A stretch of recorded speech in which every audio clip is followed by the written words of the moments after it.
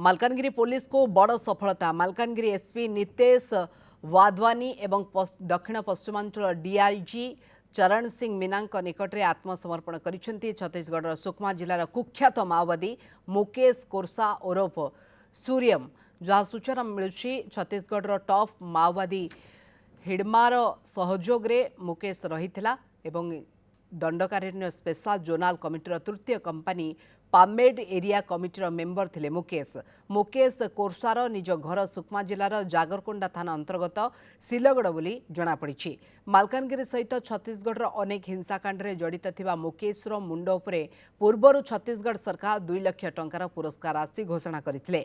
ओडिशा सरकार मध्य 2 लाख टंकार पुरस्कार राशि घोषणा करथिले। मुकेश आत्मसमर्पण करबा परे ओडिशा सरकार नियम अनुसार थैथान कराजिबो बोली दक्षिण पश्चिमांचल डीआईजी चरण सिंह मीना कहिछंती।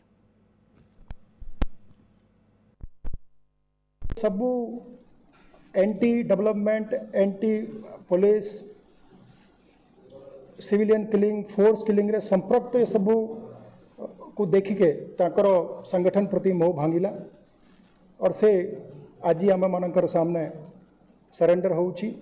ताकर जितकी आम जानिबा पाउची ताकर पुलिस फोर्स ऊपर भरोसा अच्छी से सबू शांति श्रृंखला सहित आगामी दिन रे जो गोटे डेवलपमेंट एक्टिविटी चली अंचल रे तार गोटे पार्ट हेबाकू चाहूची भाग हेबाकू चाहूची।